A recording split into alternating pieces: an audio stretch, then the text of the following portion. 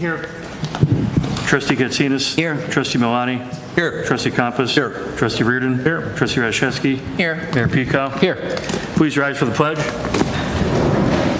pledge allegiance to the flag of the United States of America and to the republic for which it stands, one nation, under God, indivisible, with liberty and justice for all. Approval of the June 21st, 2021 Committee of the Whole minutes. Mr. Chairman, Trustee Katsinas. I move to approve the minutes of the regular meeting of the Committee of the Whole of June 21st, 2021. Second. Any questions or comments? Call the roll.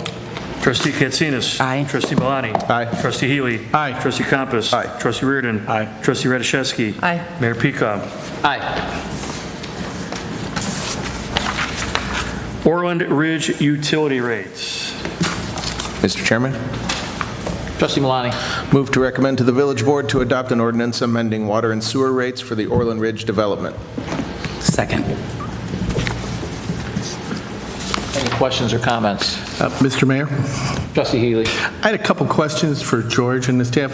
But just for my own, do we own the pipes and the connections, but just in Orland Park? Or how does that? So whenever you guys can jump in anytime you want. Whenever a development gets built, the developer builds the infrastructure and then turns the infrastructure over to us, and then we're responsible for it in perpetuity. As far as getting the commodity from Lake Michigan, in Orland, we get ours from the Oak Lawn Regional Water System. So once it comes into our system, the conveyance is our responsibility. So all the pipes then become our responsibility. Okay, and In this particular case, it's coming from American Water because it's not part of the Oak Lawn system because it's on the other side of LaGrange Road. Yes, exactly. So in this case, the American Water also gets it from Lake Michigan, but so our commodity just for that small area comes in to the subdivision through American Water, and then once the subdivision all is done and we take ownership of it, all of that infrastructure then becomes ours. okay, it says that we're going to put an add-on cost to here. Yeah. But it's for the routine operations, but it's also for capital improvements, debt service, payments to the Village of Oak Lawn and regional. It seems like we're adding on other charges to them that they don't really. You know, if we could, Kevin has a little PowerPoint here. So I think I can answer that question. So we do that with all of our water systems. So what that says is that boilerplate language that we pay for our entire water system through our water bill. So that includes all of our infrastructure, includes our Oak Lawn, includes all of that for our entire water system. This water system is still part of the Village Board Park, but it's not part of the Oak Lawn system, it's part of the American Water System, but still part of all of our overall infrastructure. So they're still paying for that, but American Water is more expensive than out of the Oak Lawn water system, so that's why there's that charge. Did I sufficiently answer that? I believe so, yeah. Does American Water pay for the capital improvements, or does we do? It is Okay. now our system, and we will be responsible for maintaining it, and we run our overall water system at a break-even to cover all of our costs associated with all of the capital improvements, getting the water, delivering the water, all of your water meters, all of that stuff, and staff to support all of that. That is basically all calculated, and our rates are set to basically break even. So it's not that the village isn't making money on that. We're just trying to recoup all of our costs for operating the entire system. And we are actually in the middle of a water rate study that will set our rates for the next 4 years or 5 years. Yep. And so really the only difference in this situation is where are we getting our water from? And the commodity cost in Orland Ridge is higher than the commodity cost from Oak Lawn. So it's that differential that we're tacking on. Okay, thank you. And I don't know if you guys want to go through his PowerPoint. Unless somebody has a need that they want to see it. I'm okay. Does anybody want to see the? It's riveting. I know. So, anybody care to see the PowerPoint? No? Okay. Any other questions or comments? Call the roll. Trustee Milani. Aye. Trustee Katsinas. Aye. Trustee Healy. Aye. Trustee Compass. Aye. Trustee Reardon. Aye. Trustee Radiszewski. Aye. Mayor Pika. Aye. Water system evaluation, meter replacement program, leak detection system, and rate study request for proposals. So this is only for discussion, so this we will see the presentation on. Thank you. Thank you. So staff has been working on an RFP, draft RFP for an evaluation of our water system. So tonight we're going to provide an overview of what is included in that, the scope of that for discussion tonight. So in the past, the village has been on a 5-year, has done rate studies every 5 years, set up rate increases for each of those years, the next 5 years. The last one was done a number of years ago, and we had planned to do that rate study. It was in the budget this year, and so we're commencing that now. Overall, the goal of the study is to determine sufficient and appropriate rates, not too high, not too low, but a 5-year study, again, to cover, just like the mayor mentioned a few minutes ago, capital debt service, regional water system payment schedule, and to potentially review if there's anything related to Orland Ridge that's different. We're also looking for items related to the billing cycle, if we need to make any modifications to our existing billing cycle, things along those lines when it comes to the rate study. Another component of this RFP that we're hoping to include is a review of our meter replacement program or our water system from that perspective. So the village is in the midst of a meter replacement program. We replaced about 16% of our overall meters. And we've been doing that as a kind of a phased-in approach over time. So there really are 2 ways to do a meter replacement program. One of them is a phase-in project, as we are doing now. This spreads the cost out over multiple years, and it can be done with existing staff. However, a lot of times it makes it difficult to change manufacturers if you need to, or if there are any other modifications to your system that need to be made. It's a longer term investment, things along those lines. If the other approach is taken where meters are replaced all at one time, that provides us an opportunity, if the technology changes and one manufacturer becomes more advanced than the other, or it meets different needs, you have the ability to switch your meters out all at one time. That does require a higher initial investment at that point, and so sometimes that requires outsourcing a component of that, but it does get the conversion done quicker. In addition to all of that, there's a consistency of meter inventory in the field.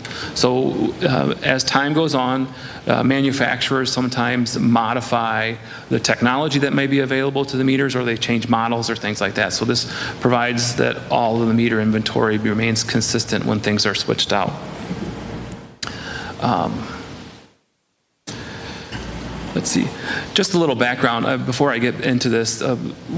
A majority of the village's meters were replaced from about 1996 and 2008. So they are reaching the end of their life, and as meters get older, they do slow down over time. They read less.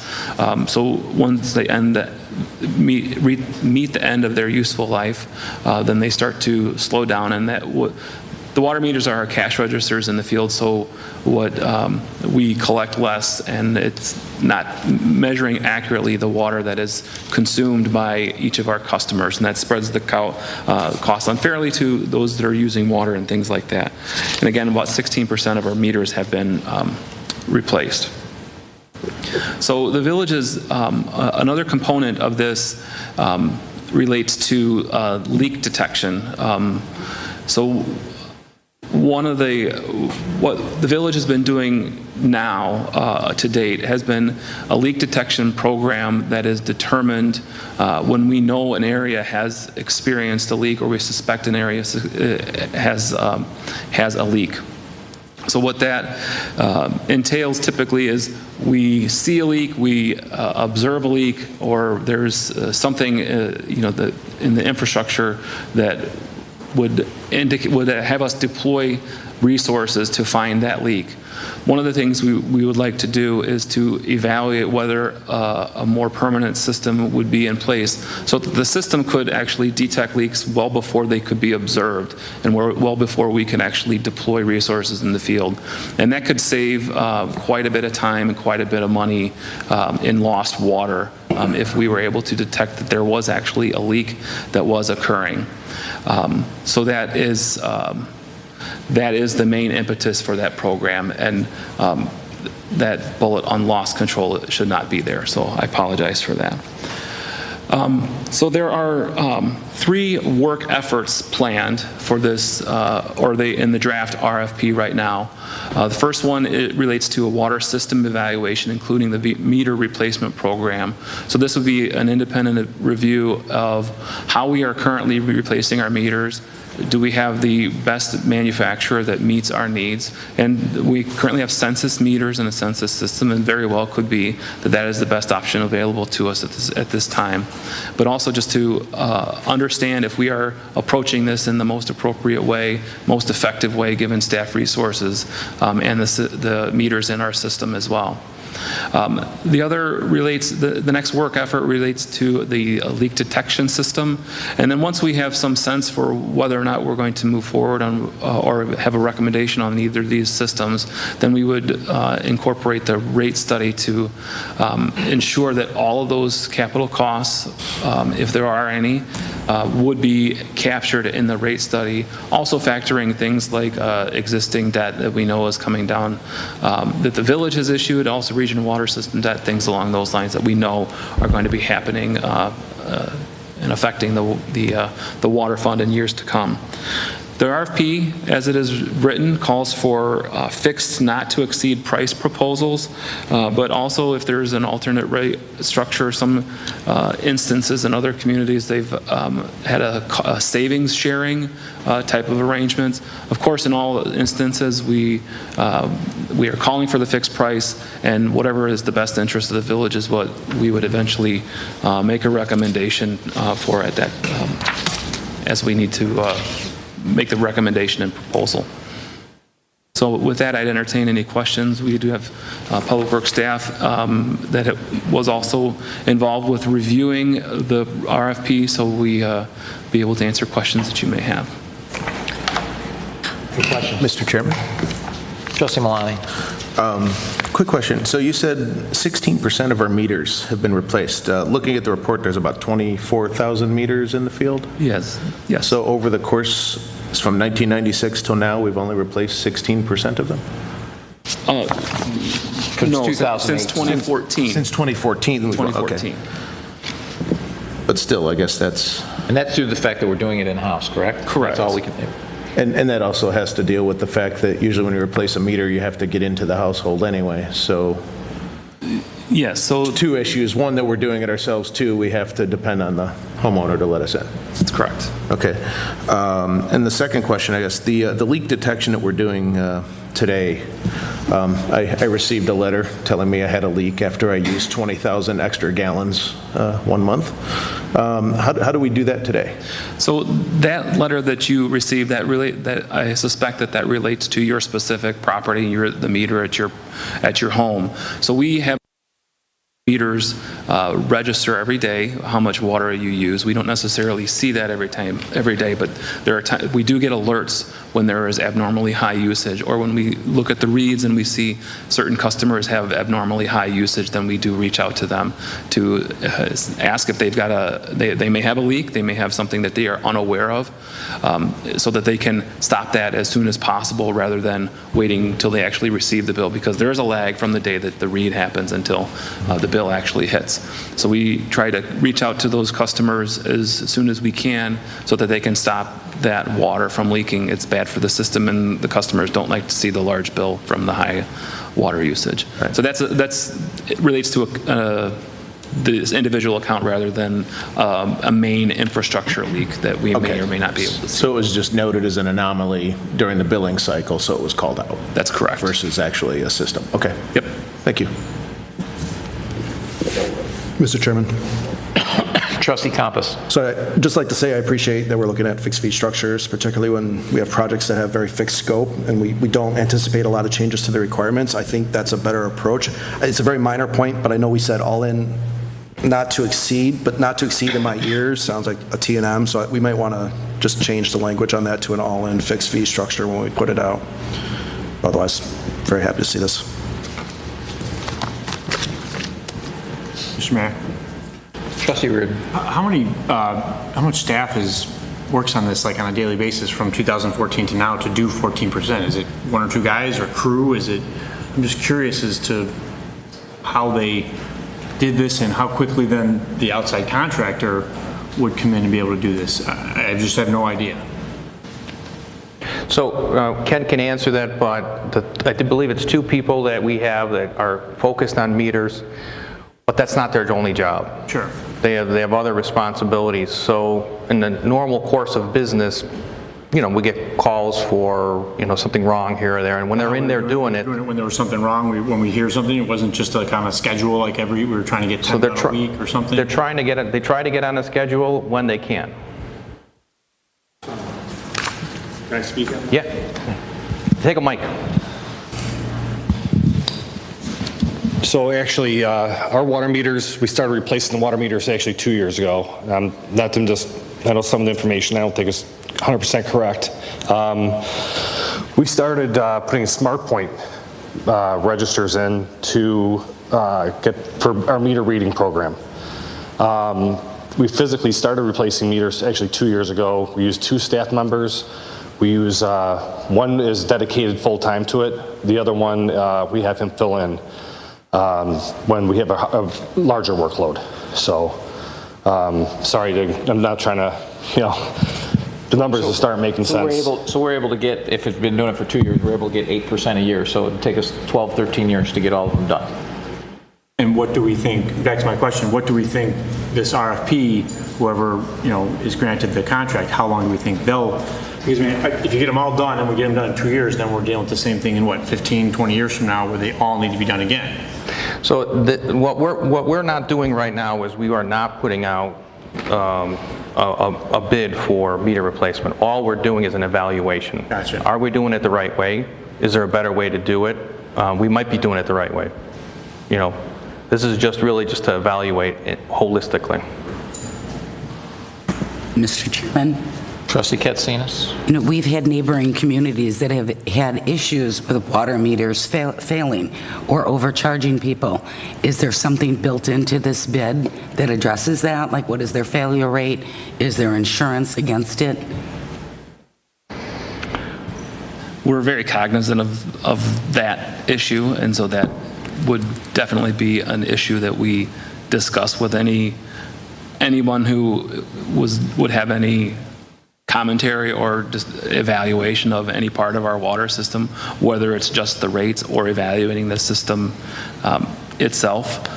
We are definitely cognizant of that as a sensitive issue that has affected neighboring communities, and There's a lot of lessons learned from that one. Absolutely. And, but again, it's not, at this point, we're not picking a new meter or anything. All we're doing is just evaluating, are we doing it the right way? Maybe the failure rate on their meters. The other thing is, correct me if I'm wrong, if meters fail, they stop counting water and people actually get charged less. So everybody else ends up picking up a bigger portion of the water bill as we do a rate study. That's correct. Correct? So generally when these meters fail or start failing, they undercount. So it's to the user's advantage because they pay less for their water. Now, in that neighboring community, it was actually the reverse. The meters they brought in overcounted. And that was an anomaly with what they had selected. But if we had meters doing that, we would catch that because we have a meter at our main, at all of the mains where they're counting that too, right? So if we get something that starts coming in at over usage, we're going to see that there's a discrepancy between what we're actually pumping through our system and what we're getting at the meters at the homes. Thank you. The only thing that I have is what I'd like to see here, and maybe I missed it, it might be in here. There's 3 different work efforts here in the RFP. What I'd like to see is the ability, because I'm not sure that this is the case, but I'm assuming that there's some companies that are better at one than the other. I'd like to see that they can bid each one individually and then also have a total package for all three if they decide to give us a discount if they get all three. So that way we get the best prices individually, and then if somebody wants to give us a discount if they get all three, they can do that. So I would suggest that you change the RFP to make sure that's reflected. That is in there, because you are correct. Not everyone can do all three. Right, okay, I just missed it. All right. Great, any other questions or comments? All right, let's move on to the next. Glen B. Boley Farm petition for a certificate of appropriateness for demolition and/or major changes of the farmhouse and/or other structures. Mr. Chairman. Trustee Compass. Regarding case number 2021-0047, also known as the Bully Farm Certificate of Appropriateness, I move to recommend to the Village Board to approve the Certificate of Appropriateness for demolition and/or major changes to the farmhouse and/or other structures for Scenario 2A as presented at the June 29th, 2021 Plan Commission and as provided in the Bully Farm Historic Assessment and Feasibility Study Addendum 1, planning scenarios prepared by the Village of Orland Park Development Services Department and dated June 24th, 2021, subject to the condition of replacing the granary for the threshing barn. Do I hear a second? Second. Any questions or comments? Well, first, why don't you go ahead and give us the, do you have a presentation here? Sure. Thank you, Mr. Mayor.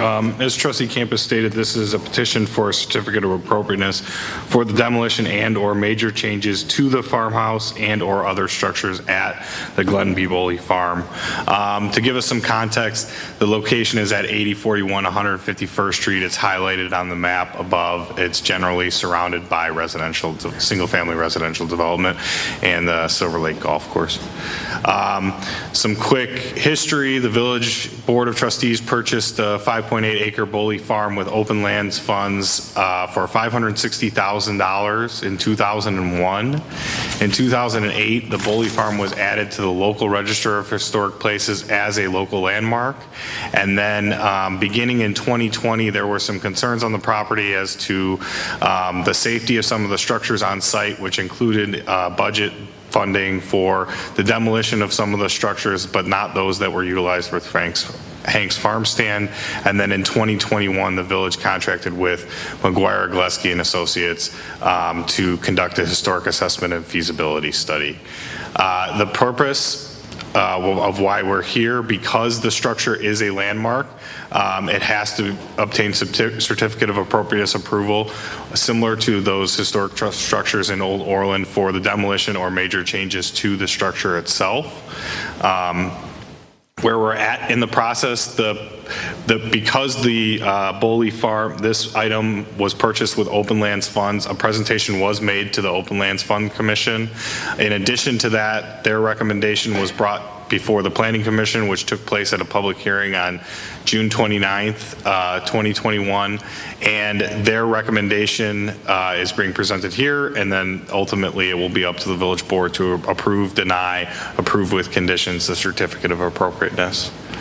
Some of the standards that the board should consider in terms of demolition, the buildings themselves or structures are not structurally sound, that the property in question cannot yield a reasonable return if the building or structure were retained, the cost of repair of the building or structure exceeds the value of the land and building, thus creating a hardship for the owner, and then that a historic landmark survey has been conducted to document the historic and architectural significance per our land development code.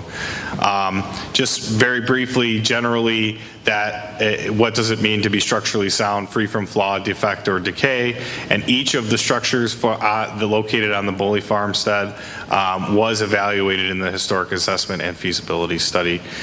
Can the property retain a yield, a reasonable return? Overall, the return that the village sees remains about the same, whether or not the structures are in place.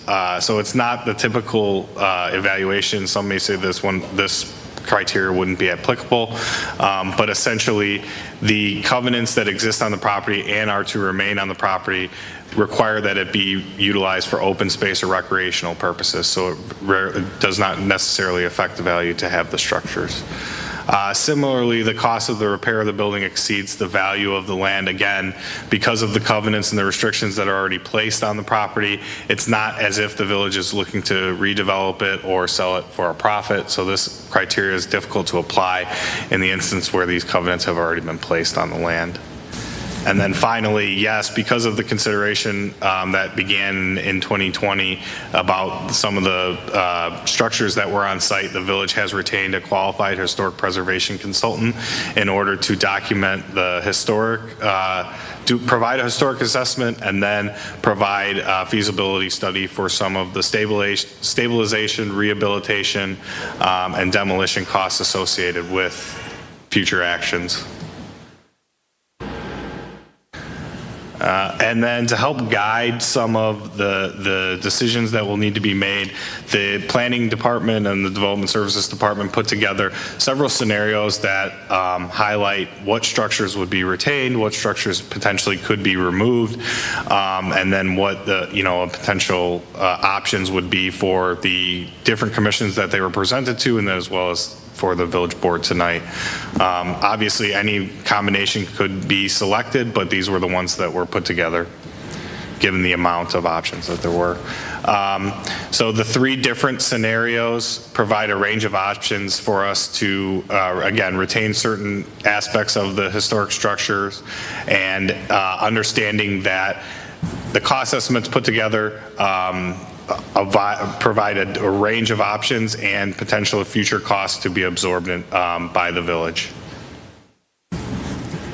Some of the limitations, before we go into the breakdown of the cost provided by the three scenarios, is that these costs only anticipated exterior changes to the structures. The building interiors were not investigated for bringing things to a certain standard or potential future uses. Obviously, currently there is not a future use designated aside from what the site is currently used for, which is passive recreation, as well as the farm stand that is on site. The long-term costs are unknown, again, without a clear direction on what the site would be used for. It's difficult to program, and then difficult also to estimate those costs at this point. Some of if demolition is chosen, it's documented in the report that we would like to salvage key artifacts from the different sites or different buildings on site, and a location for those has not been determined, but potentially one or more of the structures on the site could be utilized for storage of the artifacts until a better spot is found. And then they provide a different time frame for imminent need, the need for demolition, the need for stabilization, and then potentially 3 to 10 year time frame for restoration and rehabilitation. So in scenario one, the save and stabilize the 19th century structures, a majority of the structures are retained, and with the exception of the privy, the grain dryer enclosure, the garage, and the machine shed. And this is based off of the village's consultant's recommendation for the particular buildings that could be removed that did not have a high level of historical significance, and the others would be retained, stabilized, and potentially rehabilitated. In that cost scenario, the immediate need of demolition sums to approximately $58,300. The stabilization needs in a 1 to 3 year time frame are $151,300, and then the rehabilitation efforts, which were recommended by the historic preservation consultant, and also the cost estimates provided here were retained by a sub-consultant of the historic preservation consultant. The total amount for this scenario would be $1,311,600. And then in scenario two, this basically, it removes additional structures, or a majority of the structures, documenting the historic significance of them, and salvaging any key artifacts that are present. This acknowledges the fact that there's existing working farm in the village of Orland Park, the Stellwagen Farm, and then it retains the additional structures, the threshing barn, the ground barn, and the silo, which are the structures now utilized for the farm stand. Increasing the amount of demolition costs in a 0 to 1 year time frame, and reducing some of the stabilization or rehabilitation costs. The total for scenario 2 is approximately $834,600. And then scenario 2A is similar to scenario 2, except it preserves a portion of preserves the milk house because it happens to be attached to the ground barn, which would reduce the amount of demolition that was necessary. But in addition to that, it also preserves portions, or contemplates preserving portions of the foundations of the sites that are, of the buildings that are removed, in order to program the site for potentially historic tour where plaques could be displayed where the existing buildings were, and then it guides the user to retain some portion of the existing building, but then also give them some historical background as to what used to be there. So can I stop you right here, because these numbers don't match what you have up here. You're rehabbing the threshing barn here, which we're actually getting rid of here, and there's no demo numbers on it. We're keeping the granary, and we've got demo numbers here, and we don't have rehabilitation numbers here. We're saving the milk house, which should have rehabilitation numbers on it, and it's got demo numbers on it. So these numbers here in scenario 2A don't match. So are you referring to the scenario that? I'm saying right now, look at, okay. So what we're saying, look what those numbers say. We're rehabilitating the threshing barn. We're not, right? So The threshing barn is number 4. okay. So that is part of the rehabilitation. Okay. I'm sorry, you have it listed here in, so we've got a 2A, and a 2B? Correct. There's a 2B and a 2C. Got it. That, though, the two, I apologize. These scenarios were presented to the Planning Commission prior to them making the recommendation to change out the threshing barn for the granary. Okay, so what was the recommendation from the Planning Commission? The recommendation from the Planning Commission was to approve the certificate of appropriateness in line with scenario 2A, exchanging the demolition of the threshing barn with the demolition of the granary. And that should be reflected in your packets in B. Okay. 2B or 2C. So Correct. They're recommending 2. They're recommending. Yeah. What's the difference between 2B and 2C? I believe I can answer that. I think the difference is 2B was the recommendation from the Plan Commission to substitute the granary for the threshing barn, and 2C includes the threshing barn. Correct. Yes, correct. Okay, so it's all three of them. It includes the threshing barn and the granary in 2C. Okay, got it. My apologies. All right, Yes. cool. All right, now I'm clear. Okay. So the total of scenario 2A that was originally presented at the Planning Commission, it was $715,300. The open lands recommendation included a 5-0 vote recommending to the Planning Commission and to the Village Board that the demolition and stabilization efforts provided in scenario 1 would be selected until such time that the village has determined a long-term plan and or vision for the use of the property. So calling for a master plan of the Bully Farm area. The Plan Commission recommendation, Plan Commission held a public hearing on June 29th, 2021. They presented the findings of facts in the scenarios 1, 2, and 2A. The discussion at the Planning Commission talked about the potential hazards inside the building, the future uses on the site, the stewardship of the taxpayer money, and the limitation on the cost estimates that were presented. They voted 6-1 to recommend to the Village Board to approve the demolition and stabilization provided in scenario 2A, subject to the condition of replacing the granary and for the threshing barn.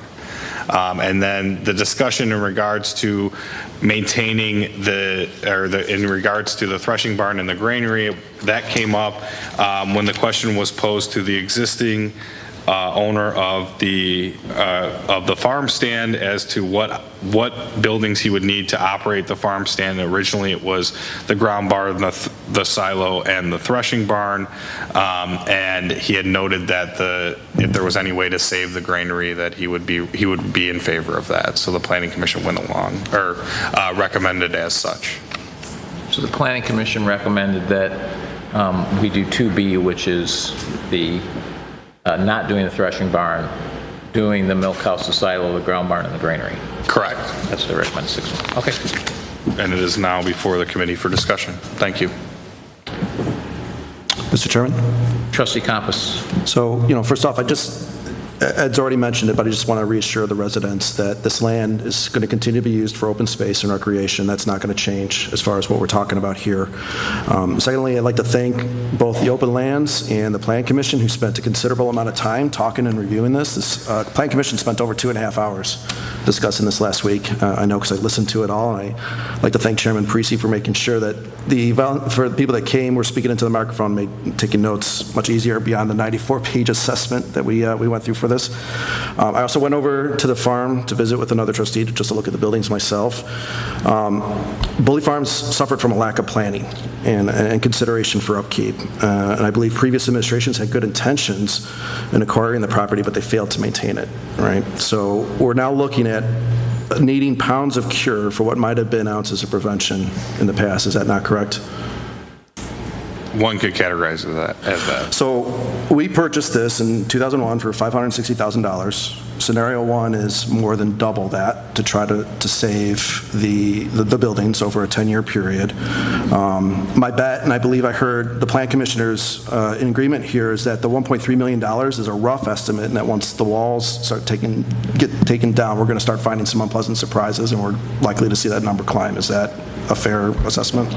Yes, there are unknown costs with some of the recommendations that were made, correct. Okay, and then I also heard Commissioners Paul and Tatar note that the estimates would address cosmetics, but not necessarily full-on allowing people to enter the structures. Is that also correct? Correct. The cost estimates were put together without a plan to have people actually touring the interiors of the buildings.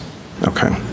So the 1.3 million is just a baseline. I think we're likely leaning away from that number. That certainly is a lot for me to swallow. To my knowledge, Bully and Stellwagen Farms were purchased roughly 2 years apart in 2001 and 2003, respectively. Neither, correct me if I'm wrong, neither had a master plan until 2017 when a plan was finally created for Stellwagen. We still do not have a plan for Bully Farm other than the implied continuation of the farm stand. Is that right?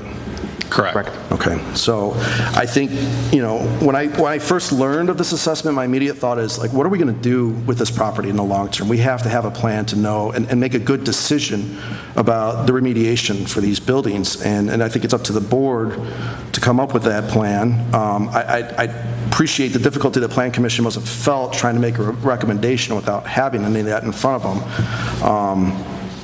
To switch gears to the demolition side of the costs, Plan Commissioners mentioned that they believe the demolition costs associated to the scenarios were higher than they expected, but during the meeting it suggested that those costs might be lower if Bully was not considered a historical farm. Is that accurate? Is there additional work that's required in demolition because of the preservation?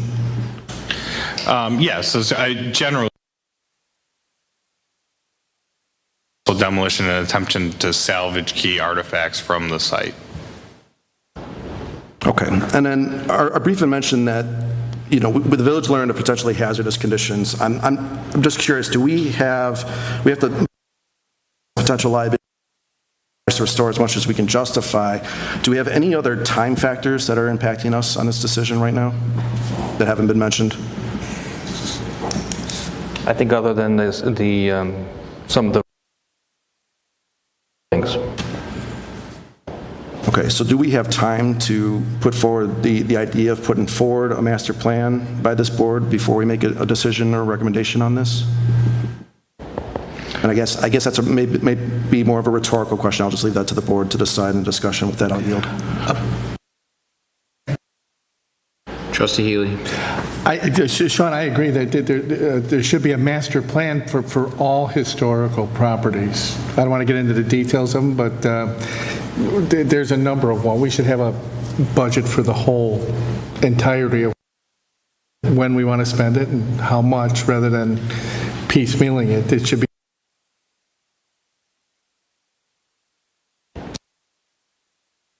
Why, I would just suggest that. Trustee Healy? Okay, why, I would suggest, this may be unpopular, but some people want to, and why don't we sell off some other, since we the open lands, seem they spent all, they would have saved some money, do this demolition and some other of these upkeep. We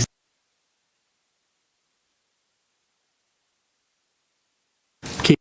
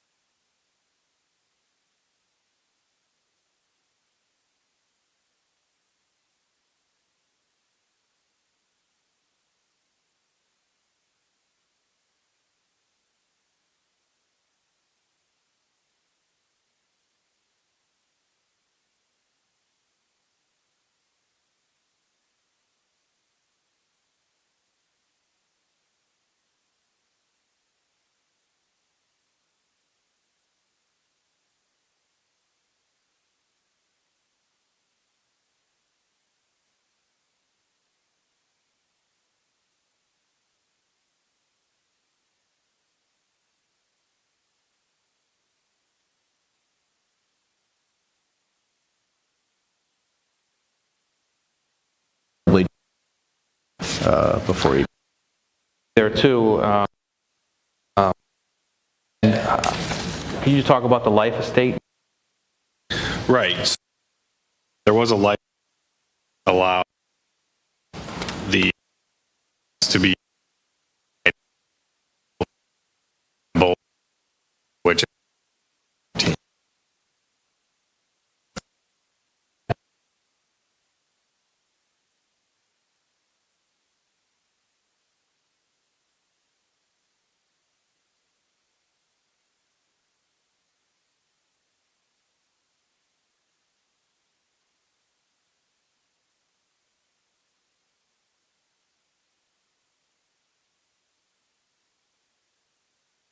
I know you mentioned program, kind of.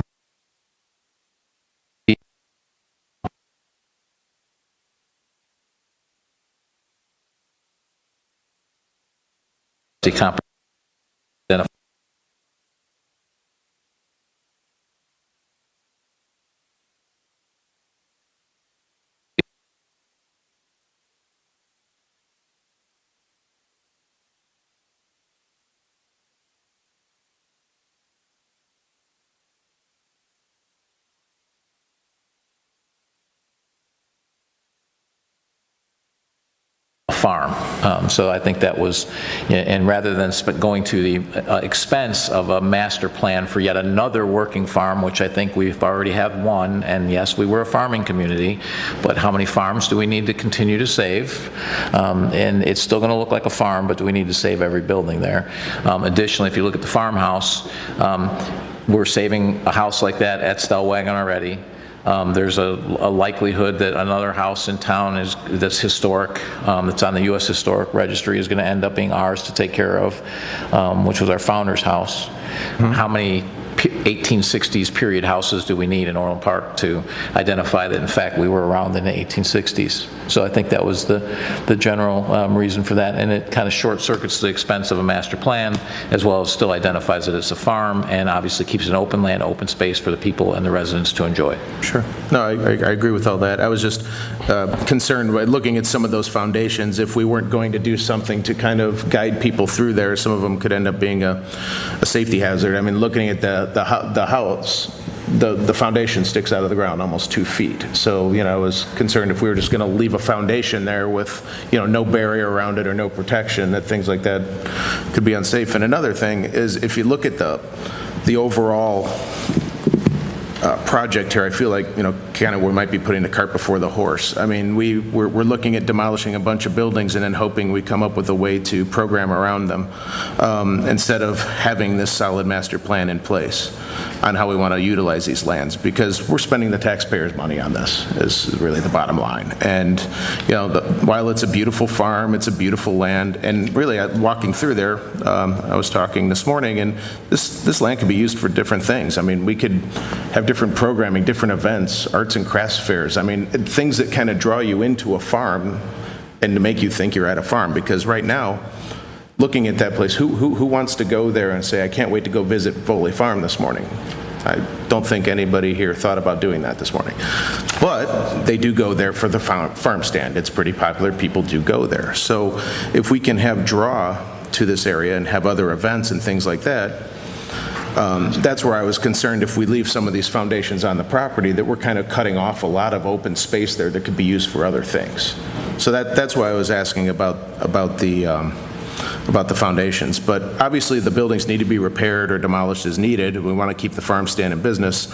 However, I think going back to really my key point is we need to establish some type of programming and some kind of master plan on how we're going to use this land. Otherwise, other than the possible harm that could come from these buildings, I don't really see a purpose for the project. So, Mr. Chairman, Trustee Radiszewski. I have a question for you. Sure. So you said it was used for like passive recreation. So it's obviously open for the public, and Sean and Mike were able to go there today and take a look around. And so if it's not structurally safe and people are able to just go inside of it, I don't know, that's a little bit concerning. But I don't know, when you said passive recreation. So yeah, there's been groups that have taken photos there, and then was commentary that was presented in the commission meetings about people sledding or walking near there, but they're not necessarily access to any of the structures, so to speak. So, okay. Yeah. Thank you. Any other comments? Mr. Chairman. Trustee Compass. So just to clarify my earlier position, I think maybe master plan sounded a bit heavier than what my intention is. I think we just, for me, I'd like to know that we have a plan. I'm not looking for us to be spending a lot of money doing a lot of research and feasibility studies and the rest. I'm just looking for, are we comfortable with this being a farm stand 5 years from now? And if that's the case, which I'm okay with, then I think that helps color my decision as to which of these scenarios I'd be leaning towards. So I'm not looking for us to be spending a ton of money on this. In fact, that's exactly what I'm trying to avoid. Any other comments?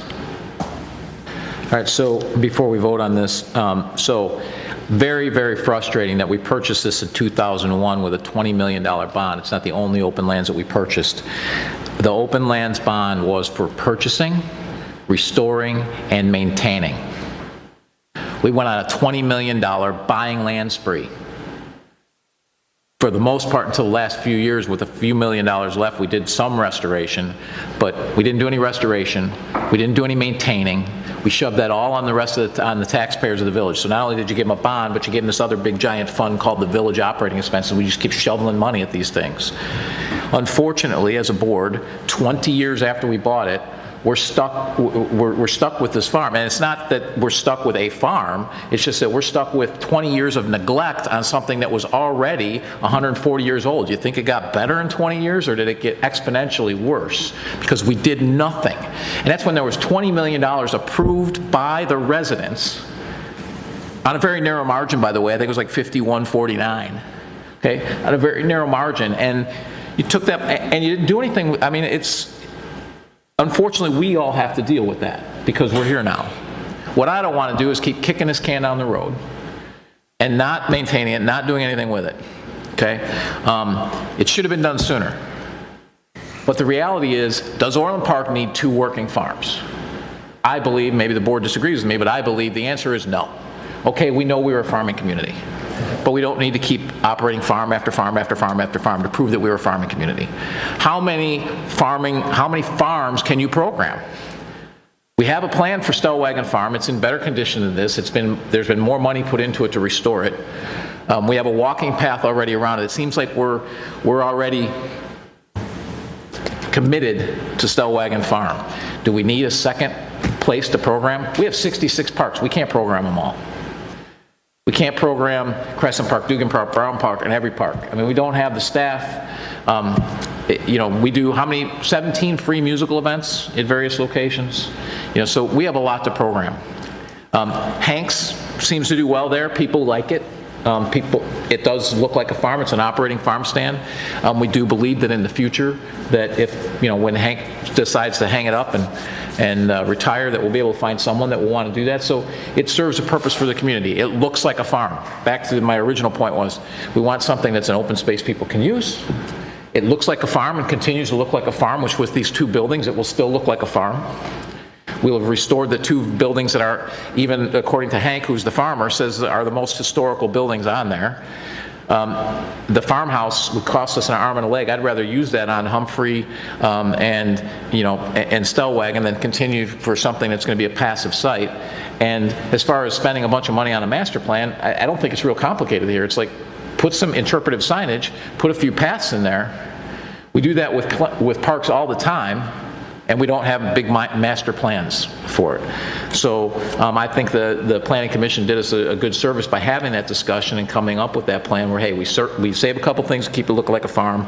We put interpretive signage in. We put some walking paths in. We save the foundation so that we know that this used to be a farm and people can look at the history. Obviously, Sarah will do a great job of putting what the history of those buildings are. So I think that's great. We're going to continue to have Hank's site there, which is great. But at some point we have to rip the Band-Aid off and we have to deal with this because the can was kicked down the road for 2 decades, ultimately. So we have to deal with it. There's a plan here that deals with it.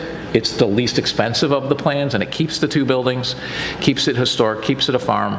And obviously it's far less than the first plan that was presented. It's about a third of that. So I think that's a much wiser use of our money. If we wait another year to do this, the buildings are going to be in worse shape. It's going to take even longer. So I think the plan, like I said, the Planning Commission spent 2.5 hours discussing it. I think they had a really good discussion, and I think it makes it pretty clear that. Or at least I think that their recommendation was a good one, and it's the most cost-effective, and I think it accomplishes the goal, at least my goals, which is it stays open lands, still looks like a farm, people can still use it. I think it accomplishes those goals, and it restores it. It's a shame that they made it a landmark status without bothering. They went through all the trouble of making it a landmark status, but didn't bother to have a plan and didn't bother to fix anything first, so you tie our hands to make it even harder to deal with it, which just indicates to me that the goal was never about what's best for the long term. It was about acquisition. And that's a shame, because it should have been what's best for the long term. To Trustee Healy's point, we could have used some of that other money that we used to acquire things, and we could have actually had a better plan. So anyways, that's my 2 cents. With that, so the motion on the table is to approve scenario 2C, or excuse me, 2B, 2A. I would. Point of order, it's 2A with the exchange of the threshing barn for the granary. So that is scenario 2B. So that's scenario 2B that we are approving scenario. So let's clean up that language, and I will entertain a motion to amend this to approve scenario 2B, because that's actually what we're approving, correct? So this is exactly the approval from Plan Commission. So this is how they had. Well, I would entertain a motion to amend the Planning Commission's recommendation to approve scenario 2B. So moved. Second. Any questions or comments on that? Mr. Mayor, the only thing I would say is that if we could do it with any expense saved on things that Sean talked about, that if it's not a landmark or if there's something we're not going to save, if there's any expenses, because I agree with you that the taxpayers didn't sign up for for that type of investment, so. Okay. Call the roll on the amendment. Trustee Compass? Aye. Trustee Healy? Aye. Trustee Katsinas? Aye. Trustee Malani?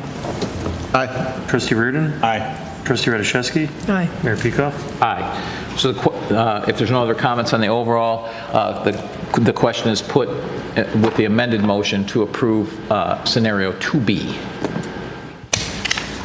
Call the roll.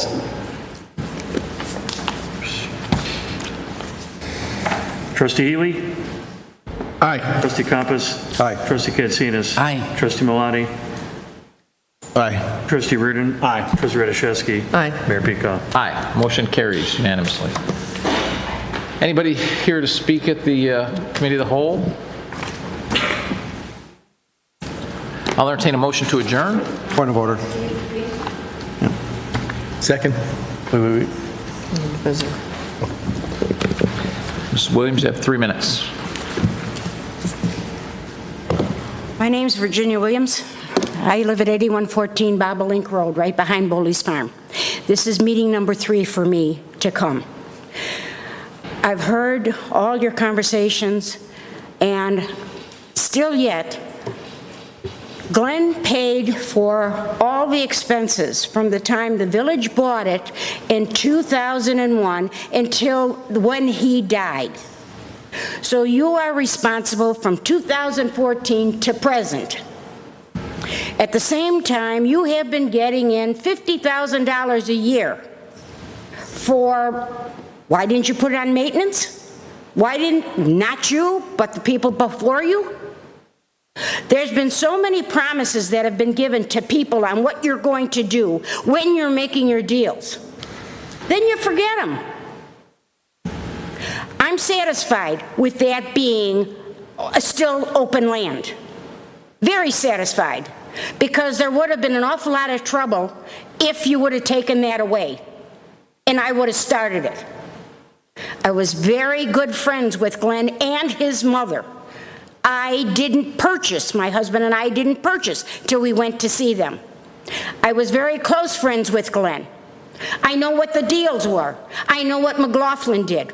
I know what Ken, his attorney, did and how they lied. Nobody has any paperwork on any of this. Very, very funny. I have said this before in front of the planning board, but nobody mentioned about Glenn paying for everything from the time that you bought until the time he died. I'm sorry, but I feel a lot of this is Orland Park's fault. And I think you'd better be a little bit more concerned about what you do with that farm and what buildings you take down. Because a promise is a promise. You don't want to buy any more farmland? Don't take the money from the state to buy farmland. That's what caused all of this. You got Stillwater's Farm. Anybody remember what Stillwater's Farm was like 27 years ago? I do. It was worse than Boley's Farm. The only thing different between Boley Farm and Stillwater, or Stillwagon, is the village put the money into it, and the family is there to help out. Not fair, guys. Not fair at all. I hope you all go home and think about what you're doing. Thank you for your comments.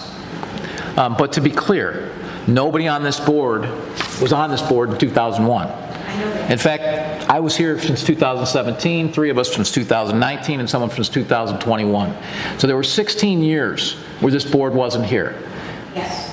And I think you heard us say very clearly that the village did not do their job to take care of this. But we are stuck with what is left here. And what I'm not going to do, no matter how many people come and complain and say there were promises made. Well, first off, I don't know what promises were made. Secondly, I'm not going to spend $2 or $3 million of taxpayer money. I think that money is better given to our police department. It's better given to our other parks. We have to deal with the here and now and what the situation is today. And I think the board has made a good decision here, which is we're making it look like we're keeping it a farm and we're keeping it open land. It does not make sense to try and save every single building on that farm. Still buying more farms. I don't think this board, I cannot control what future boards do, but I'm pretty sure this board, I know I am not in the land buying business. Since I've been here in 2017, we've bought none.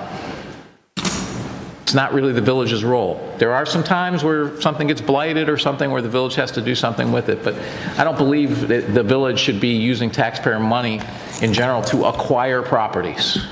I can't speak for the other board members, but that's me. So, and I don't think you'll see that going forward. We should have used, I think you heard that from the board, you certainly heard it from me, we should have used more of those $20 million of funds for the restoration and the maintenance that we did not do.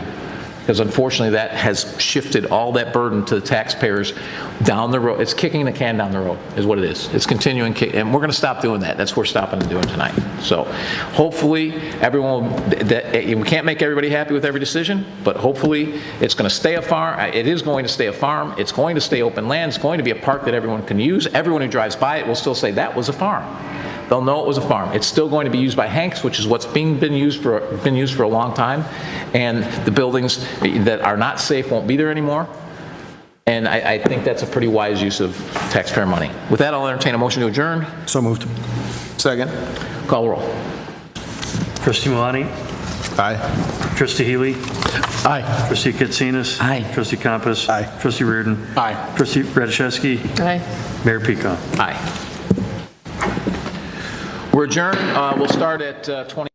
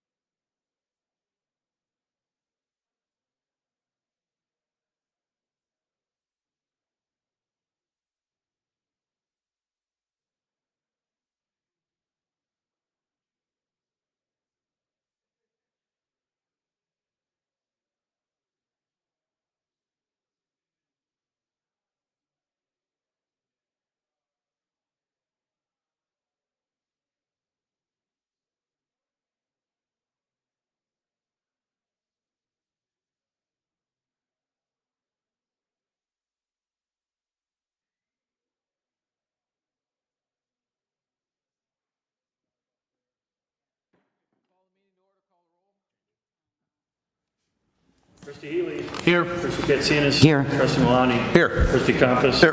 Trustee Reardon. Here. Trustee Rashevsky. Here. Mayor Peacock. Here. Please rise for the Pledge of Allegiance. I pledge allegiance to the flag of the United States of America and to the republic for which it stands, one nation, under God, indivisible, with liberty and justice for all.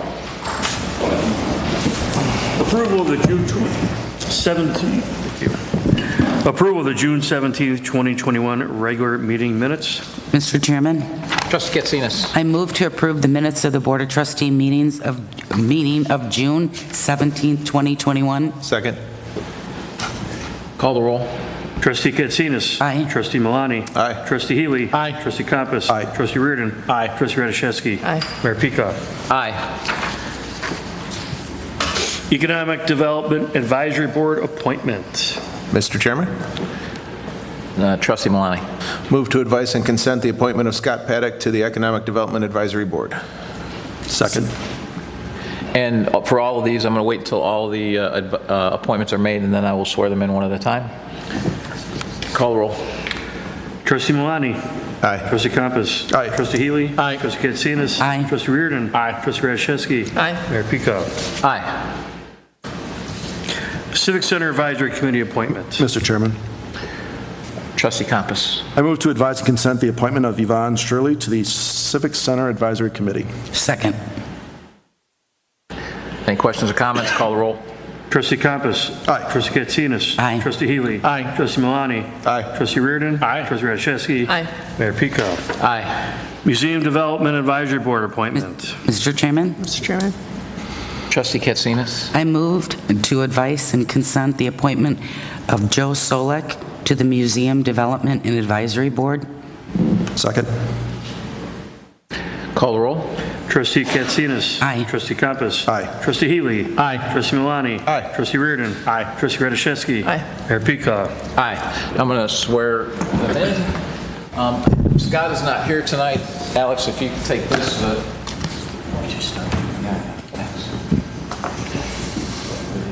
For the Economic Advisory. Scott?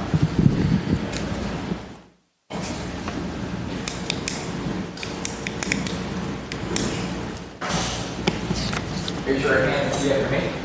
I state your name.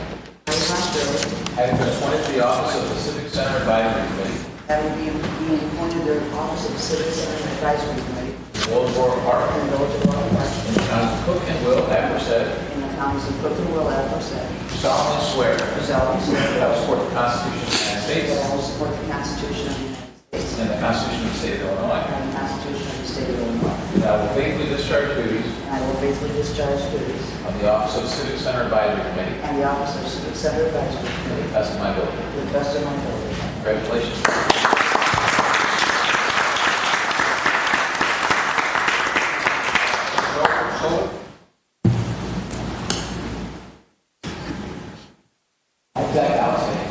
Look at that tan, though.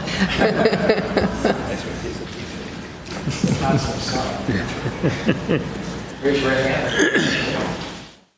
I state your name. I, Joseph Solar, Having been appointed to the office having been appointed to the office of the Museum Development Advisory Board of the Museum Development Advisory Board in the Village of Orland Park, in the Village of Orland Park, in the counties of Cook and Will, aforesaid, in the counties of Cook and Will, aforesaid, do solemnly swear that I will support the Constitution of the United do States solemnly swear that I will support the Constitution of the United States and the Constitution of the State of Illinois, and the Constitution of the State of Illinois, and I will faithfully discharge the duties and I will faithfully discharge the duties of the office of the Museum Development and Advisory Board of the office of the Museum Development and Advisory Board to the best of my ability. to the best of my ability.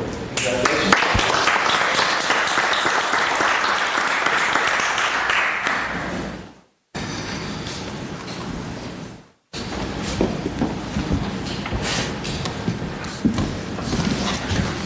Thank you to Scott, Yvonne, and Joe for stepping up and serving in these volunteer positions. They're very important, as you saw earlier today with the Planning Commission and the Open Lands Committee. They do give advice to the board that helps us make decisions. So thank you very much for stepping up. Community Pride Award, Evita Griskanis. 1 second. So tonight, it's my honor, and she's not here, but I'll read this and then I'll let Trustee Compass lead into a video here. But Evita Griskinas was born in the Chicagoland area. She grew up here in Orland Park, graduated from Carl Sandburg. She is currently a sophomore at Columbia University in New York City.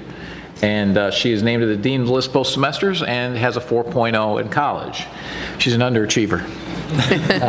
Ms. Griskinas is one of 9 Team USA rhythmic gymnasts who qualified for the summer event at the 2021 USA Gymnastics Championships in St. Louis. She was the highest ranked American gymnast at the 2019 Rhythmic Gymnastics World Championships in Azerbaijan. She also is the most decorated athlete in any sport at the 2019 Pan Am Games in Lima, Peru, where she won 5 medals for Team USA, a gold in the all-around, 3 gold medals in the ball, hoop, and ribbon, and a bronze medal for clubs. Evita comes from a very motivated, sports-minded family. Again, apparently she's an underachiever. Both of her parents have earned numerous medals in their own competitive fields, and it proves that good parenting and positive modeling can have a remarkable effect on the upbringing of a child. And she, like I said, she can't be here. I'm hoping that she'll be back after the Olympic Games, and she'll be able to show us some of her gold medals at that time. And I think now Trustee Compass has Mr. Chairman. So yeah, this is outstanding, right? You know, so we already covered all of the achievements that she's made so far. This is 16 years of effort for her. I think she started this when she was 4 years old, and I knew I could not adequately describe the strength, the agility, the coordination, the timing, the overall just beauty of how simple she makes very complicated things look. So I asked Ms. Griskinas if I could share the video from one of her competitions. This particular one is from the World Cup earlier this year, and one of the many events that she participates in. This is the ball event. So while staff is getting that set up, to Ms. Griskinas, I say, you've already made Orland Park very proud, and we look forward to seeing you shine in Tokyo. So congratulations and good luck. So if we could just play this video, please.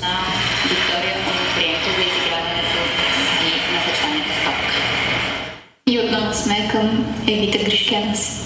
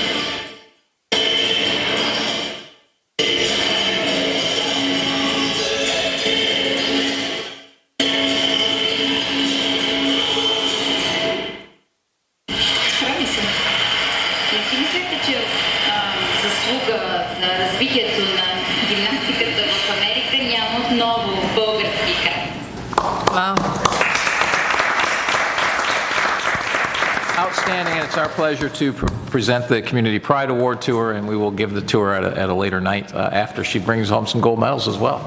So we look forward to that. Accounts. No pressure. Oops, sorry. Oh, we do have a pre-scheduled or unscheduled? We don't have any. Should be an accounts payable, right? Accounts payable. Yeah. Accounts payable approval. Mr. Mayor? Trustee Healy? I move to approve the accounts payable from June 22nd, 2021 through July 6th, 2021 in the amount of $2,547,832.50. Second. Any questions or comments? Call the roll.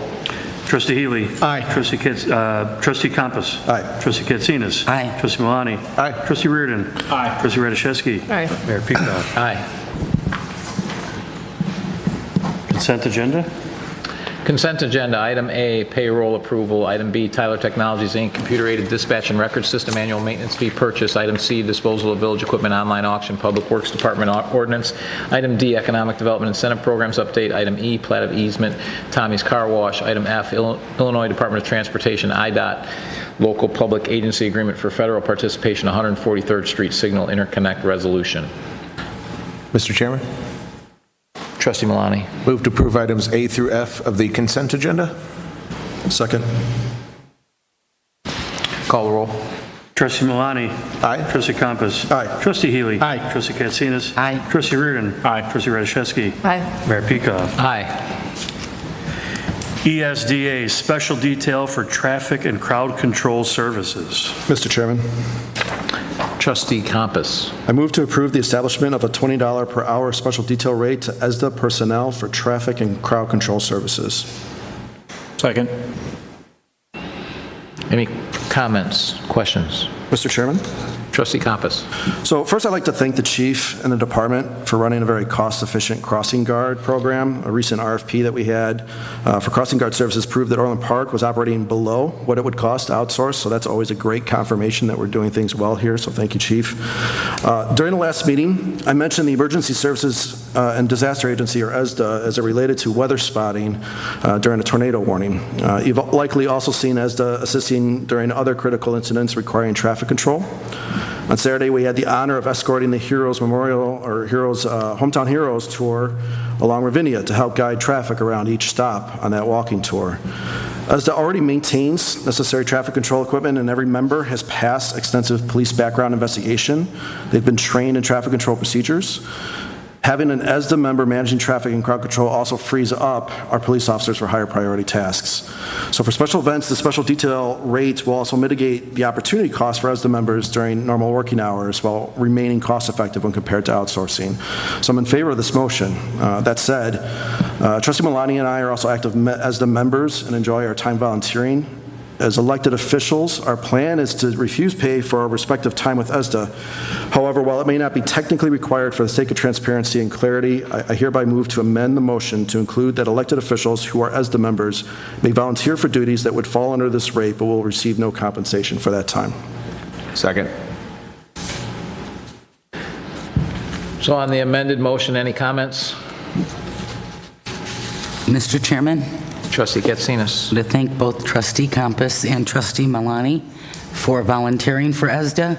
I know Mike, I've seen him in his garb, and Sean too, and you represent all of us well, and thank you for your service. Any other comments on the amendment? I too want to thank them both for serving, but I think they do it because they like to wear the uniform. Call the roll on the amendment. Trustee Compass. Aye. Trustee Malani. Aye. Trustee Healy. Aye. Trustee Katsinas. Aye. Trustee Reardon. Aye. Trustee Radiszewski. Aye. Mayor Peacock. Aye. Any other comments on the main motion? Mr. Mayor. Trustee Reardon. Yeah, we talk a lot about supporting our police and all the different ways we can do it, and this is another one that we can do when they need something like this, when, you know, we need to get good people and pay a little bit of money to do it, which helps them and gives them, frees them up to do what we need them to do. This is what it looks like. This is, you know, this is how you actually support the police, so I'm very much in favor of this. Any other comments? This makes a lot of sense. It would cost us a lot more to outsource this, so I think this is great, and it's getting people who are trained and who can do this job well. So another great idea. Chief, thank you. Call the roll. Trustee Compass. Aye. Trustee Reardon. Aye. Trustee Healy. Aye. Trustee Katsinas. Aye. Trustee Malani. Aye. Trustee Radiszewski. Aye. Mayor Peacock. Aye. Stormwater Detention Basin Evaluation, Phase 1 of Master Plan RFP Engineering Master Agreement. Mr. Chairman, Trustee Malani. Move to approve the Stormwater Detention Basin Evaluation Phase 1 of Master Plan RFP Engineering Master Agreement proposal submitted by Christopher Burke Engineering for $74,500, plus a 10% contingency of $7,450 for a total not to exceed $81,950, and to authorize the village manager to approve change orders not to exceed the contingency amount, and to authorize the village manager to execute all related contracts subject to village attorney review. Second. Any comments? Call the roll. Trustee Malani. Aye. Trustee Compass. Aye. Trustee Healy. Aye. Trustee Katsinas. Aye. Trustee Reardon. Aye. Trustee Radiszewski. Aye. Mayor Peacock. Aye. McGinnis Slough Multi-Use Path Preliminary Engineering Phase 1 Contract Award. Mr. Chairman, Trustee Malani. move to approve awarding McGinnis Slough Multi-Use Path Preliminary Engineering Phase 1 contract to Baxter and Woodman Incorporated in the amount not to exceed $149,907, plus a contingency of $29,981, and to authorize the village manager to approve change orders not to exceed the contingency amount, and authorize the village manager to execute all related contracts subject to village attorney review. Second. Any questions or comments? Mr. Chairman? Trustee Compass. So just to clarify, I know that this was originally postponed. Do we need to amend this, or is it? It's a new okay? motion. Okay. No further questions. Mr. Mayor, is this the one that we talked about 2 weeks ago? We didn't know what was going to be out there, and now they've gone out there and looked and saw what they were dealing with? I think you did a presentation. This is the one where we had the discussion about hourly rate versus not to exceed, and and the direction was that if not to exceed is not to exceed. Gotcha. So my only question about it is, why is there contingency now on the not to exceed? There, we always add that contingency language just in case. If there are any contingencies, we have that flexibility without having to bring the whole matter back to the board. But what we will do here is, if any of that contingency is used, then we'll report it to the village board in our normal weekly reporting process. Yeah, the only thing I would say, if there's any contingency, is make sure it's something that's outside of the scope of this work that's the contingency. If it's inside the scope, it's not to exceed. But a contingency where it's some new scope that's added, that's a different story. So, okay. Any other comments? Call the roll. Trustee Malani. Aye. Trustee Katsinas. Aye. Trustee Healy. Aye. Trustee Compass. Aye. Trustee Reardon. Aye. Trustee Radiszewski. Aye. Mayor Peacock. Aye.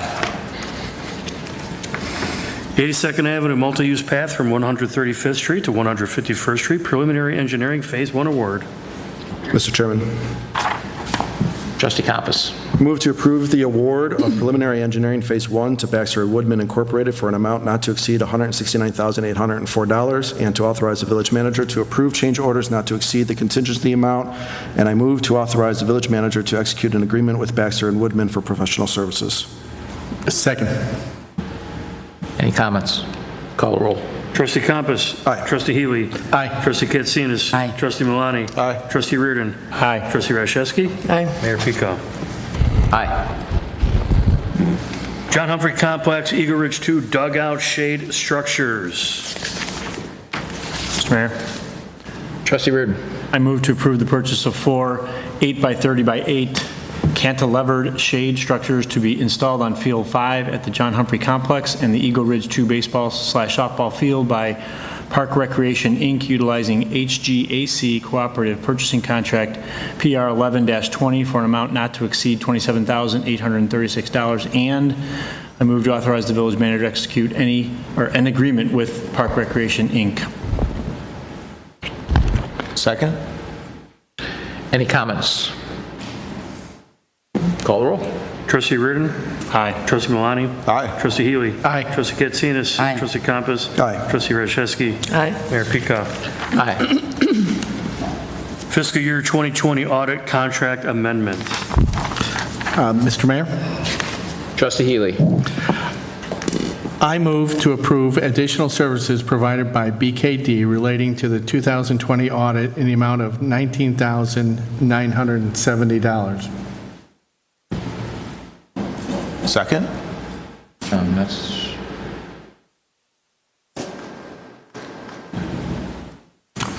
That's not what's, that's not the motion here. Did you want to make the amendment? Oh, and now I'd like to, I'd like to make the amendment to the motion. This motion will need to be amended to, I move to approve additional. We got to take the original. Okay, yeah, got it, all right. You need that motion? No. Okay. The motion was to remove from the remove from the table, the first motion. Mm-hmm. Okay. I move to move that motion from the table. Okay. Call the roll. Trustee Healy. Aye. Trustee Malani. Aye. Trustee Katsinas. Aye. Trustee Compass. Aye. Trustee Reardon. Aye. Trustee Rashevsky. Aye. Mayor Peacock. Aye. I'll make the amendment. Mr. Mayor, I'd like to make an amendment to the to the motion. I move to approve additional services provided by BKD relating to the 2020 audit in the amount of $16,570. Second. Any questions on the amendment itself? Call the roll. On the amendment. Trustee Healy. Aye. Trustee Katsinas. Aye. Trustee Malani. Aye. Trustee Compass. Aye. Trustee Reardon. Aye. Trustee Rashevsky. Aye. Mayor Peacock. Aye. Now for the amended motion, which is to approve the audit and additional services in the amount of $16,570. Any comments or questions? Mr. Mayor? Trustee Healy. I had a privilege of meeting with George and Kevin from our staff, as well as Scott from the BKD, and we had a good discussion on this, and we talked on each one of the issues that that we went over. And there was the notation of a billing error, which has now been corrected. And when it comes to the other change orders, some of those large amounts, Brian, when you talk about 20%, some of them were some of the basic contracts and other additions that have been, recorded separately, so it wasn't as big as we thought at that time. And then the other thing is that, as we've seen with the Boley Farm, there are some legacy costs that we get involved here, and that is, we all wish that there had been more documentation by prior auditing firms, by prior finance heads and that, and looking back, that there should have been more documentation. Kevin was left with an unenviable position of trying to put all this together. And I just want to say thanks to Kevin for stepping up and at this challenging position where you're supposed to understand the language of accounting, the language of auditing, the language of the IRS, the language of of the state of Illinois. You're supposed to understand so many different things, water rates and all that. It's a demanding position that you have, and I don't think anybody else here could do it. I do know that anybody with any accounting knowledge would have a ton of respect for what you have to go through that nobody else can understand, the depths that you have to know and do it. And the thing about it is you do it with dignity and calm, and that makes everybody, I think I feel better with that. And as far as BKD, they also displayed, the Scott from there displayed his conveyance of what, he certainly knows his auditing and accounting and that, and it's a minor, an issue with the billing, sure, but on all the other things about dealing with these legacy costs, that this is the third new person in it being Kevin, but I have to agree with them. I say that they did not ask for any extras in the first year of the contract and the second year of the contract, and this is the third year, and it's, they had enough of putting in overtime for this, and from being in the industry, I have to agree with them. So I'm in agreement with these changes, and again, thank you to Kevin for putting this together. Any other questions or comments? Mr. Chairman. Trustee Compass. So do we feel confident that come this time next year that these will all be addressed? the things that have been costing us more on these audits, have they all been mitigated? As far as we can tell, all of the items that we've seen and uncovered so far, we've investigated as best we can. There are items that relate to financial reporting that are new since the RFP happened.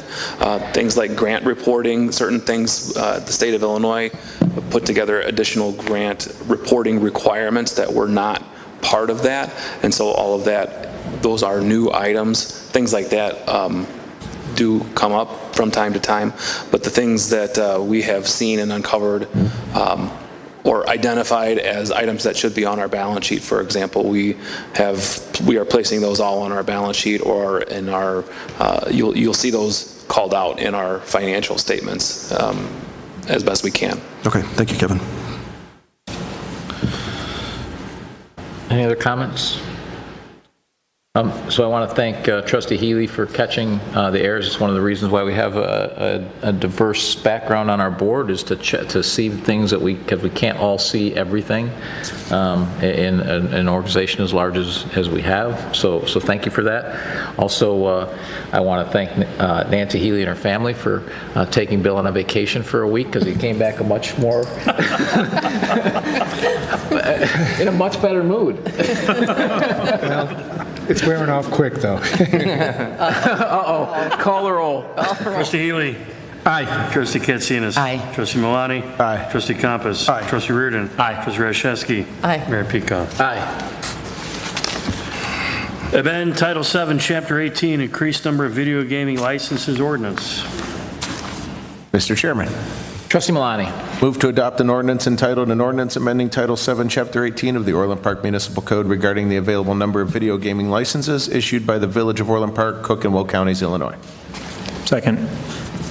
And just so that everyone knows, after 18 months, licensees, which are Class A liquor license holders, so that means they have a restaurant, and all of our Class A have to have 50% food, they can apply for video gaming, and we're allowed to, and just like our liquor licenses, our board is allowed to raise those licenses. This has been reviewed by our office and approved by our office pending on the board's approval. Call the roll. Trustee Malani. Aye. Trustee Compass. Aye. Trustee Healy. Aye. Trustee Katsinas. Aye. Trustee Reardon. Aye. Trustee Rashevsky. Aye. Mayor Pico. Aye. Non-scheduled citizens and visitors. John McKinnon.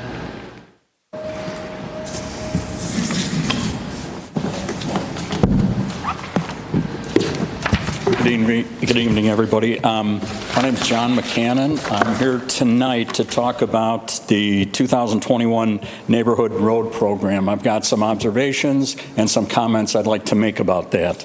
On or about June 11th, the contractor mobilized in my neighborhood. I live on Torrey Pines Drive. I've lived there for about 20 years.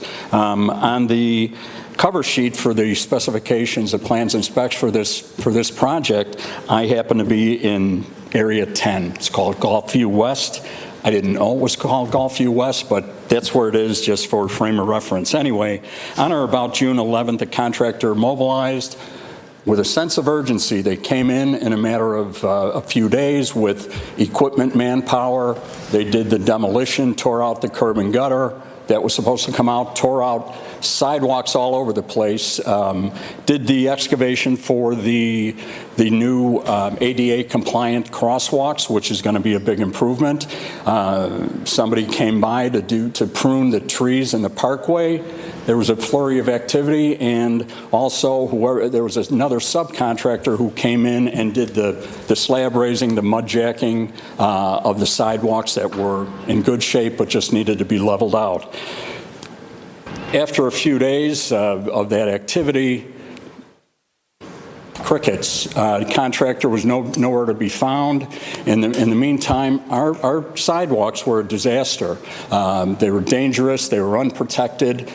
After about a week or two, maybe 2 weeks, I composed an email, sent it to the mayor's office, sent it to the trustee's office, sent it to the Public Works Department, also the village manager. I attached about a half a dozen photographs representative of the dangerous conditions that were in our neighborhood. You can't walk on the sidewalks. You have to walk in the street. It's very dangerous. The contractor did not protect properly the dangerous conditions.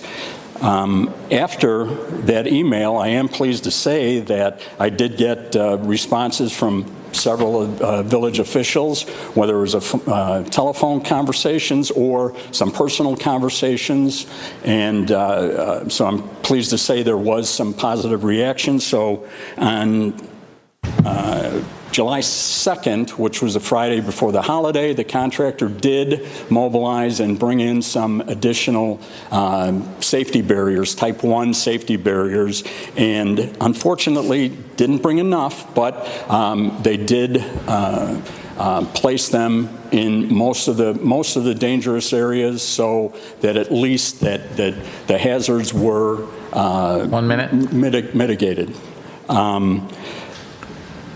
Just a few other observations that the contractor is supposed to comply with the IDOT standard specifications and the municipal uniform traffic code devices for the state of Illinois, neither of which they have followed. So as a construction professional myself for a long time, I would not allow our crews to leave the neighborhood in the condition that this contractor has left it.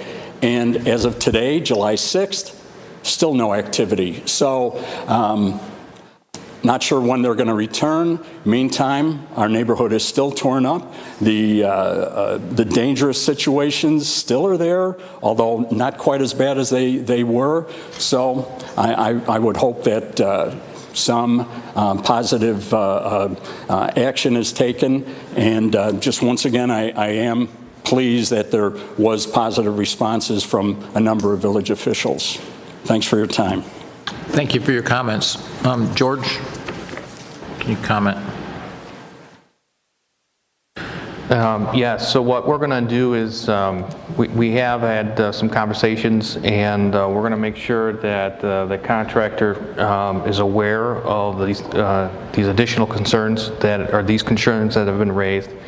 It goes into our entire reporting with the contractor that these do need to be addressed, and of course we did have some rain delays during the construction, but we're going to get on them just to get them into this area specifically as soon as possible. We have a very large program going on, so but that doesn't mean that any safety concerns, safety should never be compromised. So we're going to make sure that that's being addressed. Okay. While we're on it, I know across the way at Summer Glen, I think we call it, they've been ready, I think, for their final lift for a while. So just, I guess at the next board meeting, if we could just get an update. I know we had 4 or 5 days of rain and probably cost us 8 because of how much water was on the ground. Probably cost us, maybe two working weeks.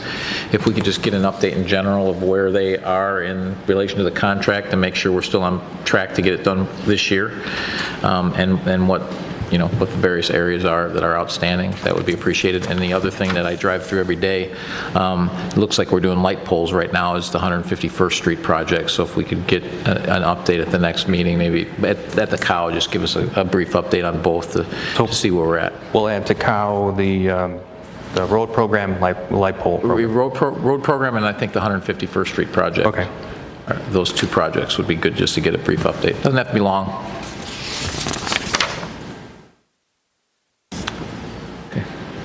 Board comments. Board comments. Trustee Healy. I am just back from vacation. I may just go out again and tomorrow just to relax from this meeting. But one of the things when I'm on vacation, I noticed that the city of Chicago for July has had 149 shootings, people being shot. I also saw a flash mob downtown that invaded downtown and made it very unsafe to live down there and all that. And I had to thank goodness I live in Orland Park. This is a place where the police had enforced the law and despite a state's attorney and a court system that promotes anarchy, I guess. And we have a great police department that I'm thankful for, but we also have a village board and mayor that helps support the police department and supports the feel of law and order around here, and that's good. But above all, the credit goes to the community here that is one of peaceful people living together, doing our industrious work, and I think it's good to be in Orland Parker. The second thing I want to mention on a different note is that there is a fundraiser for the Schofield Family Foundation. They do a lot of raise money for a lot of charitable purposes that are focused on Orland Park, and their fundraiser is July 18th in Topgolf in Naperville from 11 to 3. And if you can go to their website, SchofieldFamilyFoundation.com, either donate or attend. It's a good foundation, and they do a lot of good, and they're going to be doing they'll be around for a while here in Orland Park. So if we can support them, great. Thank you. Trustee Katsinas. Thank you. I received a ton of positive feedback from our fireworks festivities. So it was nice to see residents out there, kids having fun, people laughing, and having a good time. It's been a long time since we've seen that. I wanted to say thank you to the numerous staff who were there working so others could have a good time, especially you, Ray. Thank you.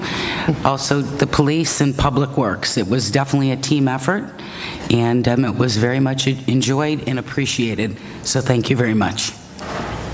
Trustee Malani. Thank you. Hope everybody had a great 4th of July holiday weekend. It was great to see the attendance at our celebration at Centennial Park on Sunday night. Thanks again and again and again to our staff that worked so hard to make each event successful. We also had a great turnout for our inaugural Hometown Heroes banner dedication and tour. This event gave family members and residents the ability to see 52 of the banners that have been placed along Ravinia Avenue and hear a story about each veteran. So I think this was touching for many people. So I thank everybody that came out to make this a special event, and also thanks to the Veterans Commission for making it possible. Also, our Brewfest on September 18th, our tickets are available, so if you check our website for more information on that. And after that, thank you all for attending, and have a great week. Trustee Campos. So, and continuing the theme on building on our strengths, I too would like to thank the Veterans Commission for our first annual Hometown Heroes banner dedication. It was an outstanding program. I mean, it was really something great to experience and to hear all the stories of our veterans along the walking tour. It made me very proud that we've done this, and I hope for a lot more folks to come out and experience this in the future, because it's certainly worthwhile. I've heard the mayor give a number of speeches over my time. This was definitely one of his better ones. I like them all, but that was a great one. So if you haven't had a chance to review that one, I'd encourage you to do that. Thank you. I didn't get all the names involved for the Hometown Heroes, but to Dale, Daryl, Mary, and Gail, who I know were there, thank you. And for our rec drivers and for our ESDA volunteers for their time on this, thank you very much. We had a great week. We had a number of events. The Veterans Liberty Walk and Run, Independence Day, Centennial Concert Series didn't go the way that we wanted, but I know there was a lot of crew that worked tirelessly throughout that day trying to pump water out of that site in order to get things going. And so I asked for a name of folks that were involved in all of these events during this past week. That list is quite long, so I'll just name the ones that were at multiple events, and I extend my thanks to the other 27. Allison Can, Andy Haar, Bo Brunick, Doreen Bila, Greg Brueggemann, Kenny Brown, Sal Zambudo, and Karen Pinto, Laura Mikulski, Lee Beck, Tom Heidegger. And when I asked for this list, Ray selflessly excluded himself. Ray, I know I've seen you at every single event that I've attended. It's been fun to discover these events. You're always there before I get there, and you're there after I leave, and I don't know where you've gotten any sleep over this last week, but thank you for all your time. Trustee Reardon. Yeah, I want to continue the theme of the weekend. It was great. I grew up in a community where you could walk around like that. My kids could walk around. They're a little bit older, 9 through 15, and they could just walk throughout the park. And I felt very safe, felt very, very connected to the community when they can walk around the fireworks and everyone that was out there. So it was a great event. Never felt worried. Never felt like Bill's talking about downtown. So it was a great weekend, and thank you for all the staff who put it together. We had the public hearing for the triangle, which I thought went very well. I was impressed before. I was even more impressed after at the professionalism of the team that they have together, not just Edwards Realty, but the brokers involved and some of the ideas that people have. So it's already been promoted. I feel very confident that going forward with what they're trying to do there. So we'll keep on that, and it's certainly something we'd like to see happen in our term, our first term here for the new people. So that was something that was good to see. And then just getting back to 4th of July, our country is a little fractured. The U.S. is imperfect. I thought Keith's speech, which I had to read because I couldn't make it there, was good about the idea, and I think people need to still remember that even with the imperfections and the contrasting views that are out there, it's still the best country in the world. And you really hits home when you see immigrants that come from other countries and come here and make these comments. I'm a big White Sox fan. Ozzie Guillen had a great comment about coming here to the United States and living in other places around the world, and how great we have it here, and we forget that a lot, how great we have it here in the United States. So happy 4th of July weekend to everyone. Trustee Radiszewski. Very nicely said. We do live in a wonderful country, absolutely. And I always try to drive home the fact that we do owe it to our founding fathers and to the people the men and women who continue to, fight for our freedom. We had a wonderful weekend with the walk and the banner event and the fireworks and the music, and that's, a wonderful way to celebrate it. But I always want to make sure that we keep in mind, and that we do have people who fight for that, and to always thank our police department, and even, Bill commenting about what's happening in Chicago, that to date that there's 2,000 people that have been shot. 2,000 people. I mean, it's just absurd. We're only halfway through the year. I mean, that number just blows my mind. We live in a really great town. We have a wonderful community.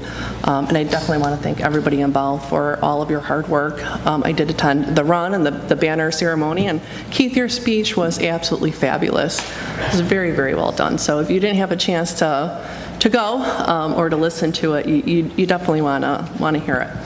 And you know what, Nevaeh, you didn't get any credit at all. And you're always there, and you're taking the videos and the pictures and posting it on social media, so I always appreciate that. And I wanted to comment and say congratulations to Scott, Yvonne, and Joe for your appointments. Thank you for stepping up and just being willing to serve the community, and also to congratulate Avita. I'm sure your parents are proud, as is everybody else in Orland Park. We'll be rooting for you. Thank you. Thank you. Yeah, everyone's talking about all the positive things, and Orland Park's a great community, and I know sometimes we get on social media and Nevaeh gets to see them all and see the people bashing Orland Park who either don't live here or moved here 20 years ago and saying that the town was great 50 years ago. It's like, well, you wouldn't even know. You weren't even here. So anyone who is part of Orland Park, who saw everything that went on over the last week, 2 weeks, or 2 years, or 10 years, knows what a great community Orland Park is.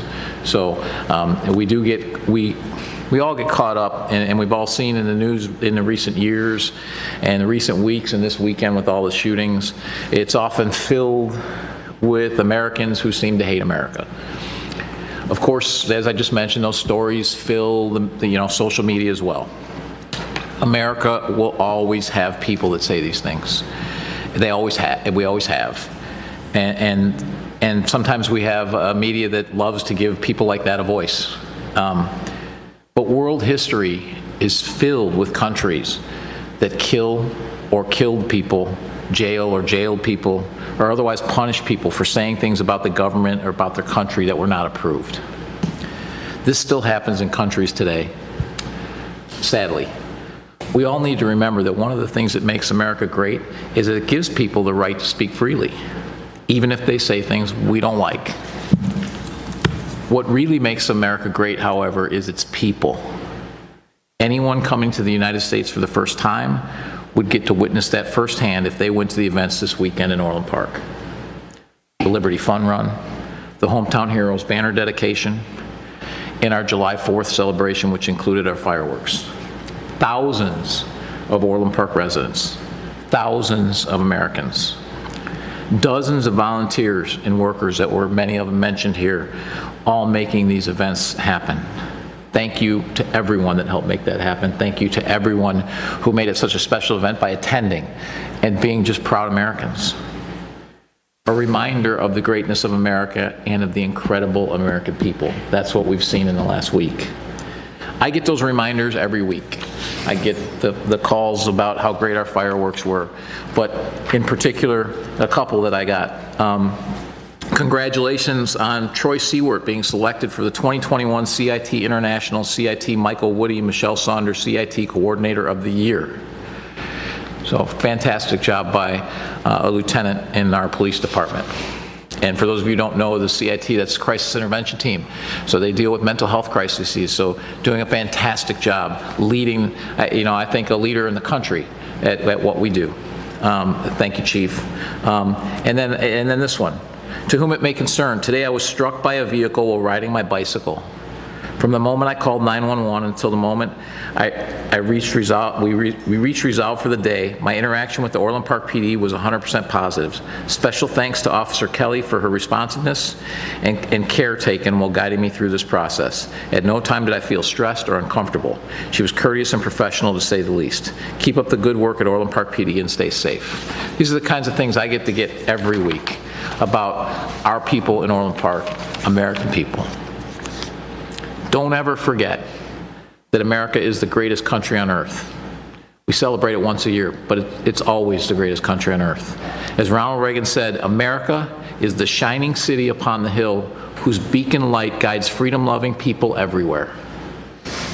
He also said, freedom is never more than one generation away from extinction. We didn't pass it to our children in the bloodstream. It must be fought for, protected, and handed on for them to do the same. So don't forget that and what this week was about. Thank you, and I'll entertain a motion to adjourn. So moved. Call the roll. I hear a second. Second. Trustee Katsinas. Aye. Trustee Malani. Aye. Trustee Healy. Aye. Trustee Compass. Aye. Trustee Reardon. Aye. Trustee Rashevsky. Aye. Mayor Peacock. Aye.